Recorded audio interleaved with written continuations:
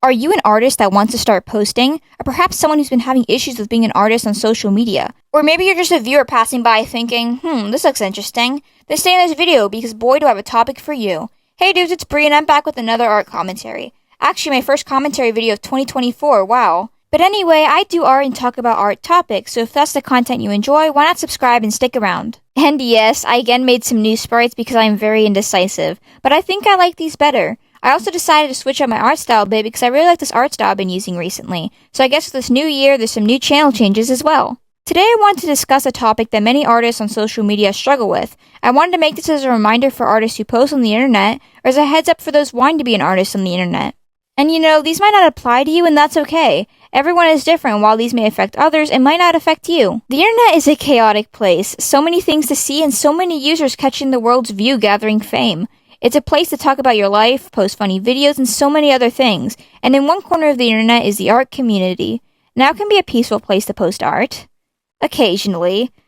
Okay, not always, but for many it's still fun to post even if there's chaos in the community. Artists come to share their work and to hopefully get seen for the hard work they put into making their art. But with the internet being anonymous most of the time, it quickly became toxic like everything. Not only that, but it set expectations for artists that can be pretty draining. And it has really ruined many artists. And no, I'm not saying the internet is this god-awful place where you can't post art at all, but like everything, there is some bad things that come with being an internet artist. So I'm going to dive into many aspects that I think ruin artists on here, and a bit of my advice and thoughts on how to deal with these things. A lot of these things may seem like basic things to many, but I feel like a lot of artists need to be reminded even if it's considered common knowledge to you, as I've seen so many artists struggling with these things and it's terrible even just witnessing it.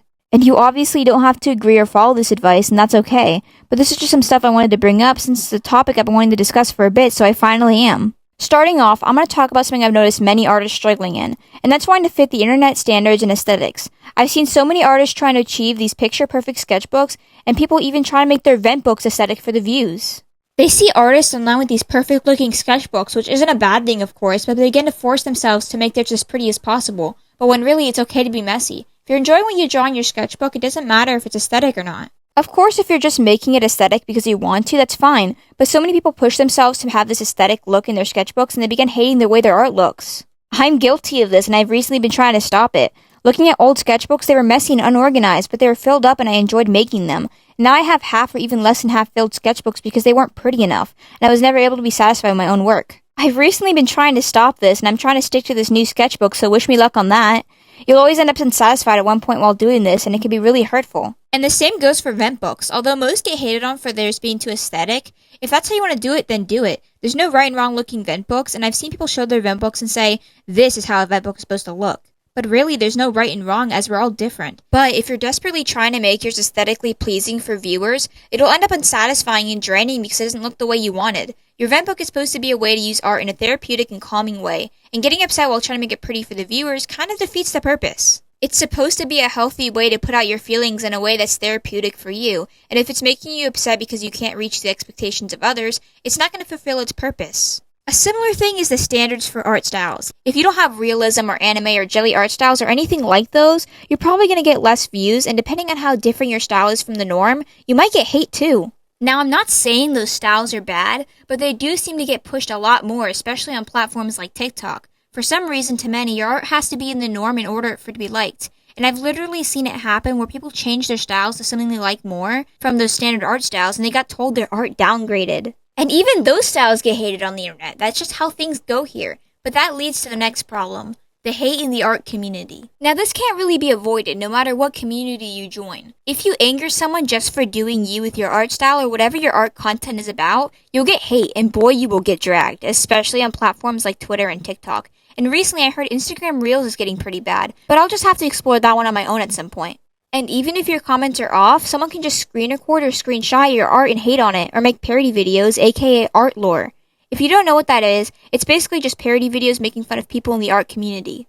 Whether that's for the artist or the art itself, I go more into depth about this in this video about art lore though. People constantly seem to forget that art is subjective, and they treat it like it's objectively bad. Like if you disagree or even just compliment an artist that they find bad, you'll probably get replies like glazing or be for real. And a friendly reminder, just because the majority also doesn't like the style you deem ugly, the people who do like it aren't just lying or just trying to be nice, they might genuinely like it. I don't know how that isn't just common sense. And you might say, well, it's their fault they can't handle it, but maybe sure, yeah, maybe they weren't ready for the hate of the internet, but it doesn't excuse what people say and do. It's weird and gross to hate on what are a majority of kids just because you don't like their style. But I do agree that before you start posting your art, you need to mentally prepare yourself for the hate you'll probably receive, since no matter how good you are, even if you fit their standards, you'll still get hate because they're anonymous and they just like being jerks because you can't see them. And people are going to have their opinions on your art, and that's okay. Everyone can have their opinions, and if they're being a jerk about it, just ignore them because majority of the time it's just because they want attention. Another big thing is people forcing themselves to upload. I get uploading every day or frequently because you find it fun, but if you find yourself forcing yourself to upload almost every day to gain clout, you're going to end up overworked and burnt out. People just want to keep up and stay relevant with the algorithm. Posting every day is a big way people do it, but it almost always leads to stress and people disliking art because it becomes more of a chore. This can be damaging on your mental health if you're forcing yourself even if you're unmotivated or stressed, and that's why the draw everyday practice method isn't that recommended. You're going to feel burnt out very quickly, and it's not good for you as an artist, and just in general. And with the expectations artists feel to post every day comes the craving for clout. Everyone wants to be seen, everyone wants to be this next big artist, and of course that's not a bad thing. But when you begin to believe your worth as an artist is based on your likes, that's where it becomes a problem. So many artists base where they think they are as an artist off of how many likes they get on YouTube, TikTok, Instagram, or wherever they post, and it's a really bad mentality to have. Your worth is not based off of how much clout you receive. This negative mindset is a terrible mindset because ultimately you're going to be left feeling unworthy as an artist, which isn't true. Just because the algorithm doesn't push your content doesn't make it bad. I've seen beautiful works with only like 15 likes. It's bamboozling, but unfortunately that's how things can be. I know it's unmotivating to see other artists excel while you seem stuck with a small following, but it doesn't make you a bad or worse artist. I've literally seen artists who don't like drawing, but only draw for the internet, which wouldn't be that bad if they didn't say that they felt miserable. Them admitting they were miserable wasn't the issue, of course, but the fact they were miserable doing what they did. There was also a trend that I believe to be on Instagram and TikTok that was this past year, I think. I'm not sure exactly when, but it was a while ago. It used the song Applause from Lady Gaga, and they were basically meaning what the song sang. And that was that they lived for the applause. They posted for the clout, and some of them made it known that they knew it was an unhealthy mindset. One I saw using symbolism where they were tied up to their phone, I think, or the like button, I forgot. But it basically meant that they were tied up in the grasp of the internet. And you know, it really does have a chokehold on artists. Especially if they get that taste of good old clout, because they end up getting addicted to wanting to post for views, most times leading to an unhealthy lifestyle of forcing yourself to work for validation. And the letdown you feel when your videos flop is terrible. People tend to forget if you need a break, take it.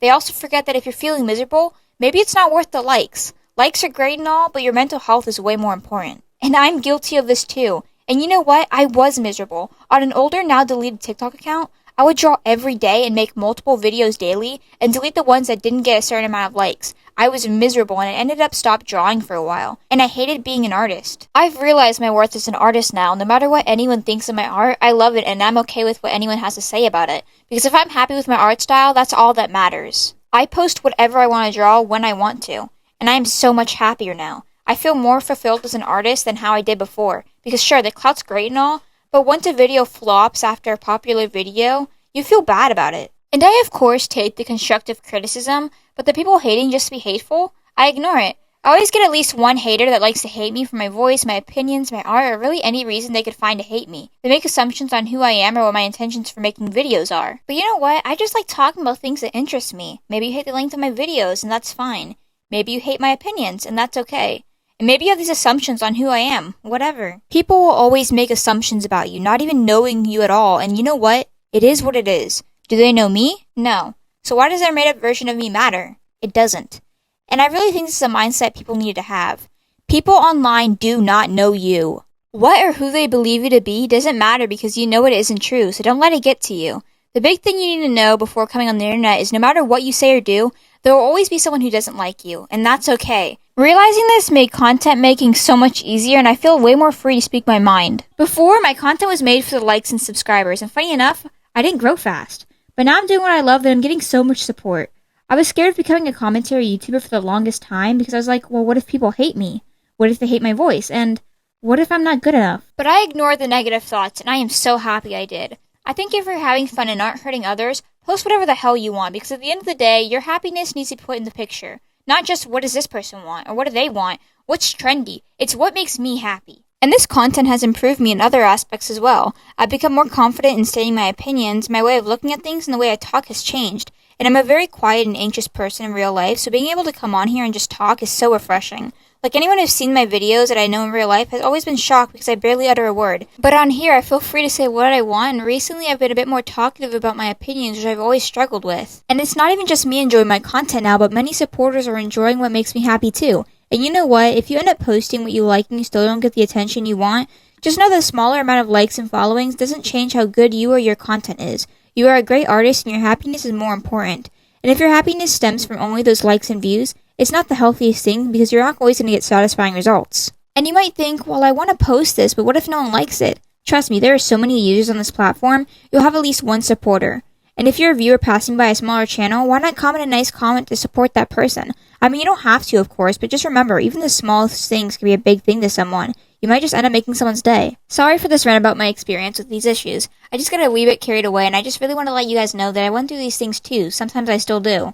Even if you're guilty of doing these things or feeling these ways, you aren't a bad person for it, and that's not what I'm trying to say. What I'm overall trying to get at is, your mental health needs to come first. This goes for all aspects here. Are you enjoying what you make? Is this a good or bad impact on your mental health? And yeah, these are just my opinions on things, and if you don't agree with me, that's perfectly fine. I kind of just wanted to make this to talk about my opinions and give advice for those who have similar issues.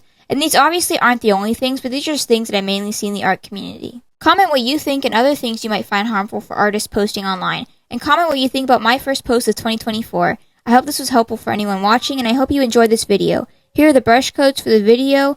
And with that, remember that you love your art, love yourself, love others, and I'll see you in the next one. Bye!